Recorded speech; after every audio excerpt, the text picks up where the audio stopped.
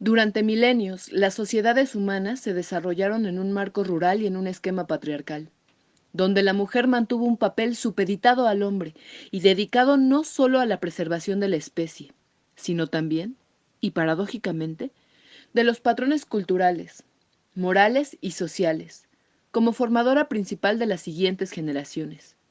Con la llegada del capitalismo y el predominio de las sociedades urbanas, se inicia un proceso de individualización y la introducción de la mujer al aparato productivo remunerado.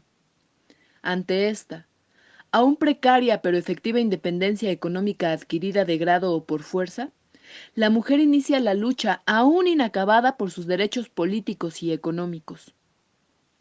No es fortuito que el Día Internacional de la Mujer tenga como origen un movimiento laboral femenino. Las dos guerras mundiales fueron decisivas para que la mujer tuviera acceso a papeles reservados hasta entonces para los hombres en Europa y Estados Unidos, acabando para siempre con muchos aspectos culturales que impedían a la igualdad de género en materia de educación, de acceso a espacios sociales y comportamientos sexuales. Hoy tenemos el privilegio de escuchar parte de esta historia, nuestra historia, a través de la experiencia y los recuerdos de tres mujeres de distintas generaciones, que nos permitirán apreciar el vertiginoso ritmo de los cambios sociales que tanto mujeres como hombres estamos experimentando. Bienvenidas todas y todos.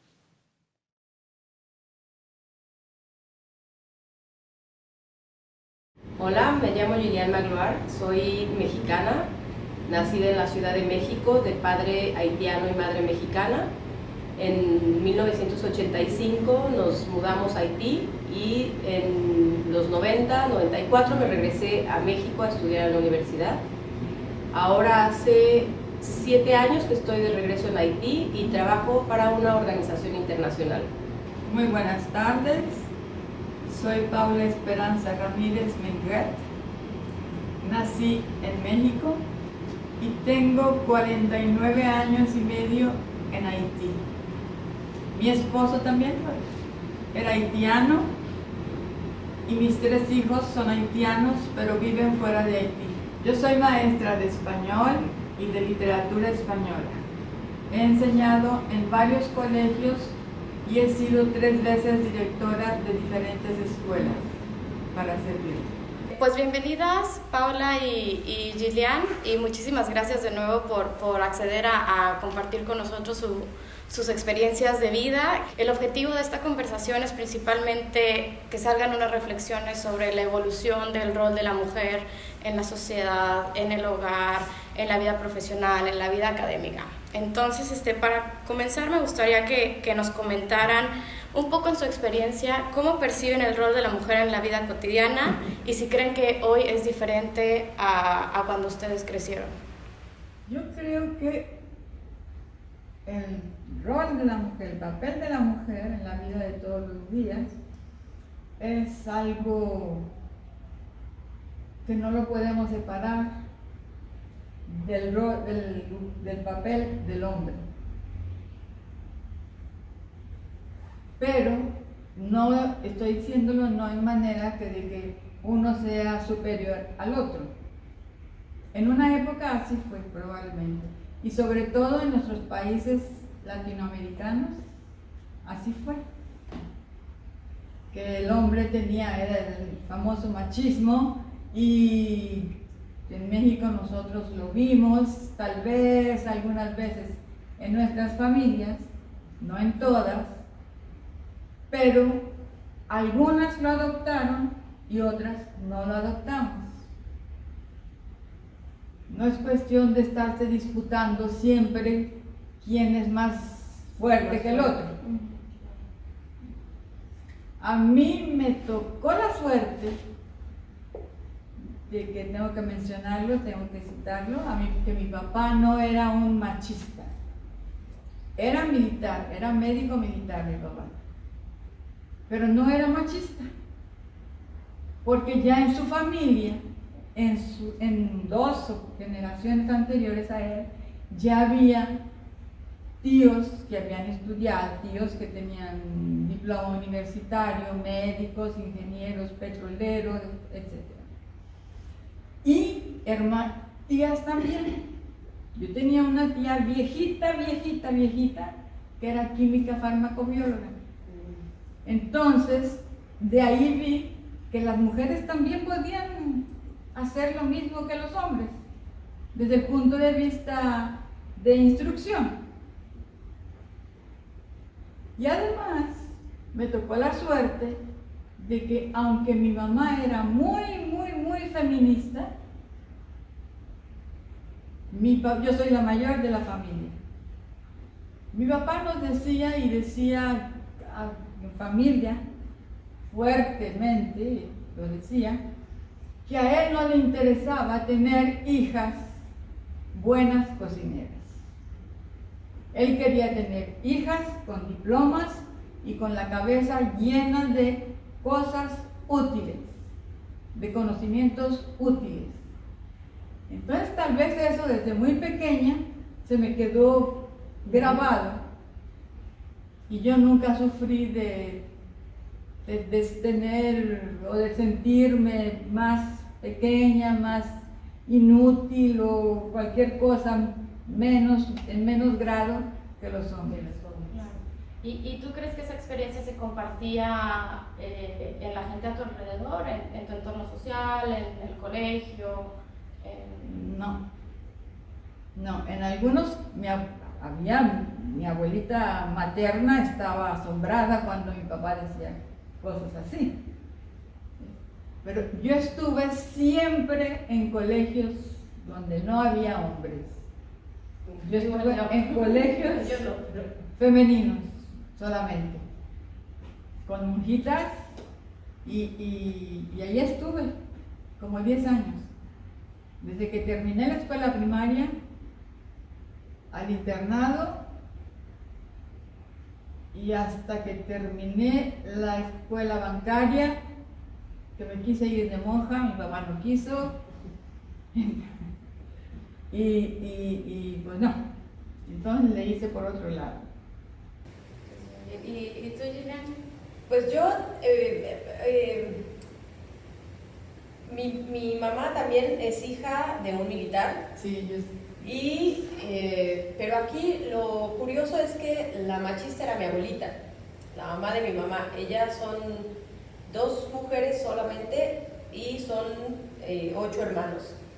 Y siempre fue este asunto de... Es más, cuando nosotros íbamos a casa de mi abuelita con el novio, ¿ya le serviste? Recogen el plato. O sea, sí era el rol de las mujeres estamos en la cocina un poco y los hombres están sentados en la sobremesa. Pero mi mamá, mi abuelo no era machista, entonces, y mi abuelo era muy cercano a mi mamá y le inculcó mucho la lectura. Entonces mi mamá fue totalmente lo contrario conmigo y con mi hermana. Nos dio mucha libertad, creía en que era mejor decirnos las cosas como eran y dejarnos solas decidir. Y fue así. Yo tenía todas mis amigas, cuando íbamos a salir, mentían para salir. Yo le decía a mi mamá, voy a irme a la playa con mis amigos y amigas, porque para mí no tenía nada de malo por cómo ella y recibió muchas críticas mi mamá siempre, porque pues no era así, ¿no? Y yo lo veo, pero lo que me preocupa es que yo veo con mi hija ahora, que tiene 20 años, que se queja mucho de los amigos machistas. Entonces, entonces es como que es una situación que, claro, y no solo eso, también creo que, porque yo creo que así como sí tenemos que tener igualdad de oportunidades, hombres y mujeres, pero no somos iguales. Tenemos muchas diferencias, incluso físicas. O sea, ellos no pueden embarazarse 9 meses. O sea, yo durante mi embarazo trabajé hasta 15 días antes de la incapacidad, y es difícil, es pesado. Yo me acuerdo que al principio yo me tenía que ir a dormir al coche porque tienes un sueño irreal, no es algo que puedas controlar, o sea, me quedaba dormida así, cabeceaba. Entonces creo que para empezar tenemos que, no sé si adoptar es la palabra, pero entender que tenemos diferencias, que no es solo, o sea, sí hay diferencias y que tenemos que buscar la mejor manera para que estas diferencias sean tomadas en cuenta, porque ahora resulta que tenemos un rol, tienes que ser la mamá, tienes que hacer la comida, tienes que trabajar, tienes que todo, porque sobre todo en nuestros países siguen esperando que hagas todo, a pesar de que trabajes. Yo veo con mis amigas, todas las amigas casadas, bueno, sí, aquí no, pero todas mis amigas casadas trabajan, pero aparte son las que se ocupan de sus hijos y son las que hacen la comida y las que tienen que lavar. Entonces, no hay... Sí, lo cual también me trae como a pensar en también una siguiente reflexión. Si nosotros, bueno, claramente somos de diferentes generaciones, pero también las tres, desde mi punto de vista, nos hemos logrado desarrollar en lo que hemos querido, por lo que ya comentamos. Pero si, a ver, tengo curiosidad de si en estas distintas épocas en donde nosotros nos desarrollamos, enfrentamos como algún tipo de reto o de obstáculo, más que nada en la vida académica, profesional, más allá de la vida personal en el hogar. Entonces, no sé si Paola quisiera compartir. No, a mí no me pasó. Afortunadamente yo no tuve que sufrir ese tipo de... No. Yo tampoco, tal vez sea la carrera que elegí como comunicadora, no es un nicho en donde sea mujeres o hombres los que, es como muy parcial, y ni en la escuela, después trabajé en editorial, que también es un mundo muy muy mezclado, entonces la verdad yo tampoco lo he sentido. En el trabajo ahora sí es un poco más evidente, cuando, no en mi persona, pero yo veo, por ejemplo, que en la organización donde trabajo, los puestos más arriba son todos hombres. No, entonces sigue habiendo, pero yo creo que sigue habiendo cosas que hay que mejorar. Yo tampoco soy de la idea que tengamos que decir, no, tiene que haber un porcentaje X o X de mujeres, hombres o lo que sea. No. Yo creo que la persona mejor calificada es la que tiene que quedar, sea hombre o sea mujer. Pero al parecer ahora ya está tan radical el asunto también que ahora hablan de porcentajes sí. 50-50. Sí. ¿Y en tu vida profesional, Paola, qué tipo de experiencia tuviste? Mira, gracias a Dios, déjame decir, en primer lugar, toda mi vida de adulta, yo la pasé aquí, fuera de mi país. Pero inevitablemente yo traía los atavismos de mi país. Entonces tú llegas a otro lugar muy diferente de donde vienes. Tienes que aprender dos lenguas. Si quieres desenvolverte, tienes absolutamente que hablar dos lenguas, el criollo y el francés. Porque si no aprendes el criollo aquí, vas a ser una eterna turista. Sí. Y el francés, si no lo aprendes, no vas a poder trabajar algo interesante. Entonces, yo tuve que hacerlo. En mi época, el francés era como, digamos, la lengua de los tontos, de los que no tenían estudio. El criollo. El criollo, sí. Dije francés, sí. Perdón, no, el criollo. Sí. Y a mí me decían, cuando vayamos de visita, no se te ocurra hablar criollo. Aún en mi época, a mí era grosero hablarle a un adulto en creol. Si tú en la escuela hablabas creol, también te decían que no podías hablar creol. Y ahora no, ahora ya dan incluso creol en las escuelas. Es únicamente mi hijo menor, yo tengo 3 hijos. El hijo menor, el único que recibió criollo, lecciones de criollo de manera científica. Sí. Y yo me puse a analizar el criollo. Y yo me di, porque decían que el criollo no tenía gramática. Yo me puse a analizarlo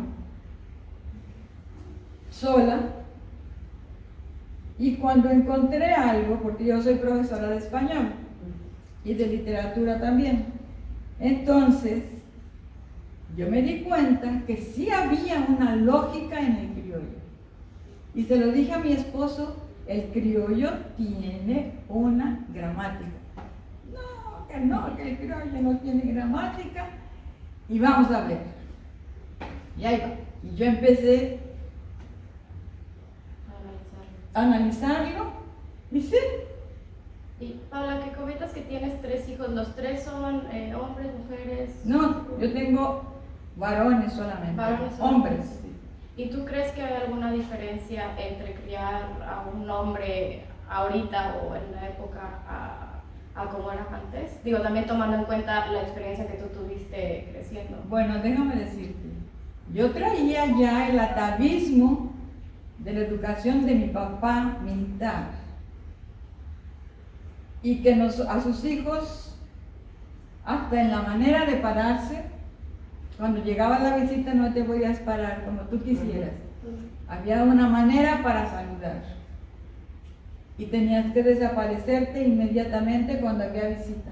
Solo que te llamaran para preguntarte algo o que tú dijeras algo. Con la mirada te decía cosas. Sí. Otra cosa que ahora, ya vieja, me parece muy cómico, era mi papá leía muchísimo. Y a mí me pasó eso también.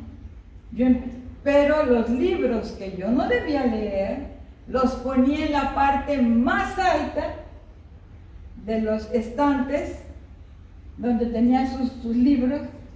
Entonces yo me caí varias veces de andar queriendo agarrar un libro, ¿ves?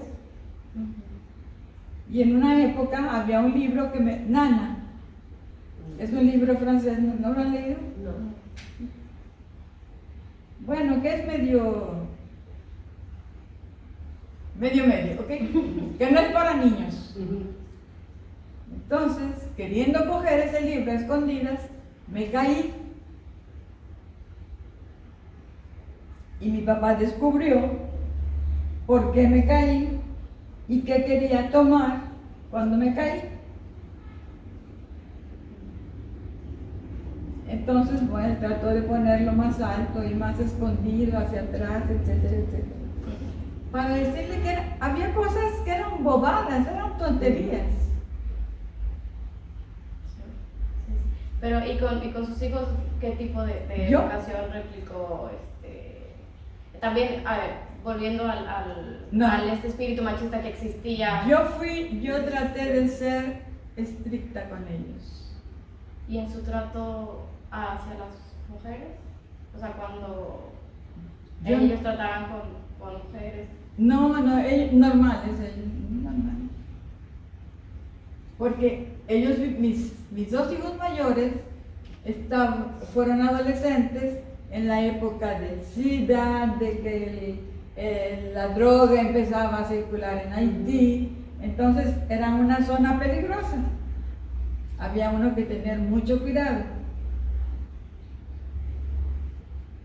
Pero gracias a Dios no tuve problemas con eso. ¿Y tú, Gillian, ahorita con tu hija que es adolescente, bueno, 20 años ahorita en esta época? Sí, es una época, me parece súper difícil. Yo he intentado, porque yo tengo claro que no somos amigas, Paulina y yo. Ella es mi hija, ella me tiene que ver como su mamá, no somos amigas ni voy a ponerme. Pero le doy mucha información. Quiero que tenga toda la información para que ella pueda hacer sus propias, tomar sus propias decisiones, porque así fue como lo hizo conmigo mi mamá y creo que no salí tan mal de forma de ser. Perdón. Le inculco mucho, le trato de inculcar valores, los mismos valores que me dieron, Y bueno, y ella salió súper feminista, porque Guay. pues ahora está todo el movimiento tan fuerte del Me Too y en México todo esto que está pasando en México, los feminicidios, se interesa mucho, lee mucho al respecto, ve las películas, ve todo lo que puede. Entonces ahí es donde estoy teniendo, no problemas, porque no es que yo no sea feminista, pero tampoco soy hiper... No exageres. no exagero, exacto. Entonces a veces me dice cosas y digo, ay, ¿qué dice? ¿Por qué esa niña ahora? Y ahí me doy cuenta que muchas cosas de mi mamá o de mi abuela que me fueron permeadas se quedan. Aunque uno no cree, hasta que ya cuando eres mamá dices, uy, mira, si agarré eso que yo pensé que no lo iba a agarrar. ¿Como que un ejemplo? ¿Qué ejemplo te puedo decir? Por ejemplo, a mí me escandaliza un poco que cuando salía con el novio pagan ellos mitad y mitad. Y decía, pero ¿cómo es eso? No, él tiene que pagarte a ti, o sea, y pues sí, no tiene ningún sentido lo que yo digo, pero así me educaron. Mis primos me abren la puerta del coche. Si salgo con ellos pagan, o sea, con mis amigos de mi edad salimos y ellos pagan casi siempre. Los hombres pagan, no las mujeres. Entonces, son cosas que, pues sí, tal vez no deberían de ser, y que a ella no le causa ningún conflicto, pero cuando me las dice yo, oh, no, ¿cómo? Es un marro este niño. Y me dice, no, pues es que a él no le das dinero a su papá y a mí sí me das dinero tú. Entonces, pues pagamos mitad y mitad. Y cuando tiene, me paga, pero son cositas así como... Claro, entonces eso ya es como que en estas pequeñas cosas son en las que se ve como también el cambio de mentalidad, de generación y de todo. No sé si tengan algunos otros ejemplos como estos chiquitos que podamos como conversar. Yo opté en su vida sentimental de ellos, bueno, para no intervenir. Me llevaba, me presentaban a la novia, yo les decía, ¿y cómo es? Se parece a fulanita. Ellos siempre me decían que su novia se parecía a una amiga mía, de las mejores, de las muchachas que son muy buenas muchachas.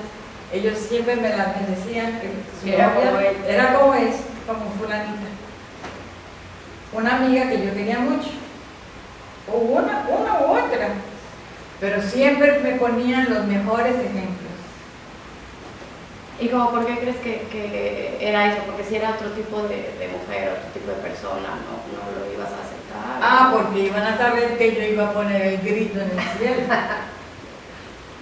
¿Ves? No. Una persona que tenga la educación como la tienen en tu familia. No exactamente, pero que tampoco que te traigan algo extravagante, que no sea Acá en Haití pasa mucho eso. Mi hija, cuando apenas nos mudamos para acá, ella venía, me invitó fulanito. ¿Cómo se llama? Ay, mamá, no sé, se llama Jean. Sí, ¿Jean qué? Ay, no sé, no le pregunté su apellido. Tienes que preguntar el apellido, en este país se pregunta. ¿Por qué? Porque aquí es chico y conocemos a todas las familias. Y tú sabes qué tipo de gente es por la familia de la que viene. Entonces, y ella hasta ahorita no lo entiende. Cada vez que le pregunto, me hace los ojos y se enoja porque le estoy... Aunque antes de irse empezó a entender un poco que sí es importante, bueno, que para ella, o sea, que sí es importante conocer quién es la gente.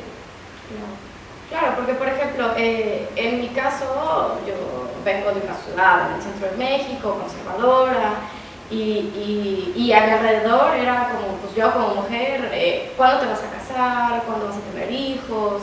En el momento en el que, pues, nada, yo decido seguir mi formación académica, irme a estudiar al extranjero, tal y cual, no como que generó revuelo en la ciudad, porque tampoco no soy tan importante, pero dentro de mi círculo social sí había gente que le decía a mis papás, oye, pero tu hija es la que se va a ir a estudiar al extranjero, ¿por qué la dejaste? ¿O por qué no se queda aquí en la ciudad y pues aquí sigue su vida como cualquier como mujer normal de esta época. Sí, que se tiene que ir de su casa cuando se case. Claro, cuando se case. Y yo también, yo creo que eso es lo que compartimos las tres, es que a mí, mis papás me dijeron, tú vas a llegar hasta donde quieras llegar, tienes todo nuestro apoyo, si te quieres ir aquí, si te quieres ir allá, si te quieres ir a estudiar a la universidad a otra ciudad. Pero no era el caso de mucha gente. Sí, y eso que bueno, yo estudié en la universidad hace 10 años, o sea, tampoco no es hace tanto. Y ahorita, pues, por ejemplo, pues, yo asumo que tú a Paulina no le estás diciendo, Paulina, ¿y para cuándo ya te casas? Porque ya... No, para nada, yo creo que, o sea, no, para nada, es al contrario, tal vez. Es más, y ella piensa ya mucho por todas estas cosas que pasan del medio ambiente y demás. Ahí sí es donde le digo, no, Paulina, eso sí no, porque dice que no va a tener hijos, que para qué va a traer más niños a este mundo con los problemas que hay y demás. Y yo, no, a mí, yo quiero tener nietos. Que también eso es otra cosa como lo que platicábamos de pagar la cuenta, ¿no? Que es como otra... Sí, es otra cosa que traigo de allá. Como que ya que te pones a pensar, dices, ¿de dónde proviene esto? Y como... No, y sé que si no tiene hijos tampoco me voy a frustrar, pero déjame decir, yo tengo 6 nietos, ninguno vive en Haití. Sí, yo creo que ella tampoco va a regresar a Haití. Ninguno vive en Haití. Y ustedes, en su experiencia también que han vivido, crecido y vivido tantos años aquí en Haití, ¿creen que es diferente como el rol de la mujer? Porque también, o sea, si bien México es una sociedad machista, la sociedad haitiana puede ser un poco más matriarcal. Sí y no, o sea, sí es matriarcal la sociedad, o sea, el hogar si quieres, pero de dientes para afuera, no es realmente así, porque el hombre es el que manda, al papá le trae la comida, o sea... Sí, yo te voy a decir. Yo me casé con un haitiano, con un verdadero haitiano, si tú comprendes lo que yo te quiero decir. Contra viento y marea, mi papá comprendía porque tenían la misma profesión probablemente, pero mi mamá no. Y no me fue tan mal, porque aquí estoy, vivita y coleando, y duramos 42 años juntos. Educamos a nuestros hijos, los 3 se casaron, ninguno está en Haití, tengo 2 en Canadá, y 1 en Miami y aquí. Tiene una fábrica aquí, entonces va y viene. Y bueno, ya un poco para finalizar esta conversación, pues que se está dando también en el marco del Día Internacional de la Mujer, que fue el pasado 8 de marzo y que por lo menos en México ha tenido como un gran resuello por todas estas cuestiones de las marchas y todo. No sé si nos quieran compartir una reflexión sobre, para ustedes, qué significa el Día Internacional de la Mujer, si es que significa algo, y qué reflexiones dejamos para las generaciones futuras. A partir del momento en que el hombre respeta a la mujer, en todos los sentidos, pues yo creo que el mundo debe de vivir mucho más tranquilo. ¿Y crees que se ha logrado hasta ahorita? Yo creo que se ha logrado, voy a ser tacaña, ¿de qué época a qué época? De antes del voto femenino a ahora, yo creo que se han logrado bastantes cosas, sí. No enorme, pero bastantes. Lo suficiente como para que pudiéramos vivir en unas sociedades, y lo pongo en plural, en unas sociedades pacíficas, correctas y responsables. La instrucción en la mujer yo creo que es importantísima. Yo creo que el Día Internacional de la Mujer y el peso que ha tomado en los últimos años demuestra que cada vez el movimiento es más fuerte, cada vez estamos un poco más unidas para pedir que haya cambios, ¿no? Y yo creo que también en gran parte es responsabilidad no quiero decir solo de las madres, pero de las personas que tienen hijos, de educarlos para hacer lo que decías, que, o sea, la educación es lo primordial, porque yo veo que muchos de mis amigos machistas es porque en su casa sí los enseñaron. Ellos vieron cosas. Ellos vieron cómo era y eso es lo que tenemos que cambiar ese paradigma. Y yo creo que sí, como mujeres tenemos mucha responsabilidad en eso, en cómo criamos a nuestros hombres, porque yo he visto mujeres que dejan que los niños sean, no, si tú eres el reycito de la casa y tú no tocas esto, y no puede seguir así. Yo creo que, y creo que han habido cambios, como decías, pero creo que todavía falta mucho Sí. para llegar a una, como les decía, no sé si igualdad o una igualdad de oportunidades, porque no es igualdad, nunca vamos a ser iguales, hombres y mujeres no somos iguales. Eso, bien. Pues bien, pues muchísimas gracias a las dos por nuevamente compartir sus reflexiones, su experiencia con nosotros en la Embajada de México en Haití. Y pues nada, muchísimas gracias. Muchas gracias. Muchas gracias por invitarnos. Muchas